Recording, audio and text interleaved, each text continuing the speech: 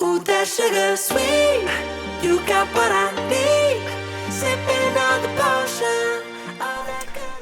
J'ai été provoqué pour faire cette vidéo sur ce sujet de « La foi ne suffit pas » par un post Facebook que j'ai mis il y a quelques jours. Il y a eu cette réponse qui pour moi est un peu symptomatique d'un comportement et aussi d'une façon de penser avec laquelle je suis pas complètement d'accord. Et la réponse était, en fait, peu importe comment on est, Dieu nous aime avec nos qualités, avec nos défauts, et c'est bien comme ça. Et en fait, je suis pas d'accord.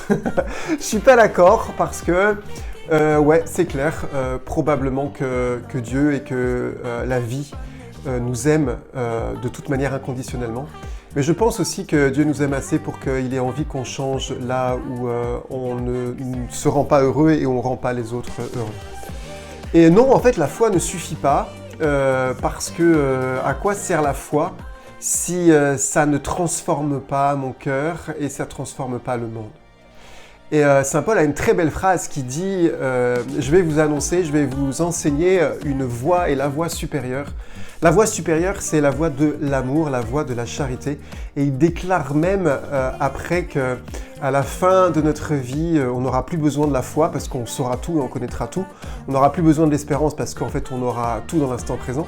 Il y a une seule chose qui demeurera, en fait, c'est l'amour et la charité qu'on peut commencer dès maintenant. Donc, non, en fait, la foi ne suffit pas. D'autant plus que c'est vrai, j'expérimente en moi-même et puis j'ai rencontré aussi plusieurs personnes qui gardaient la foi mais qui étaient quand même super insupportables pour les autres sous prétexte qu'en fait Dieu les aimait. Donc Dieu les aime et en fait les autres ils ont qu'à me subir et tant pis pour eux. Non, eh ben non, eh ben non, eh bien non. Voilà pourquoi il est indispensable d'avoir envie de travailler sur soi, d'avoir envie pour les chrétiens ou d'autres foi ou d'autres religions de se convertir, c'est-à-dire de se tourner vers l'origine de la vie, de la beauté, de la générosité, de la bienveillance et de l'amour. C'est ça en fait la conversion.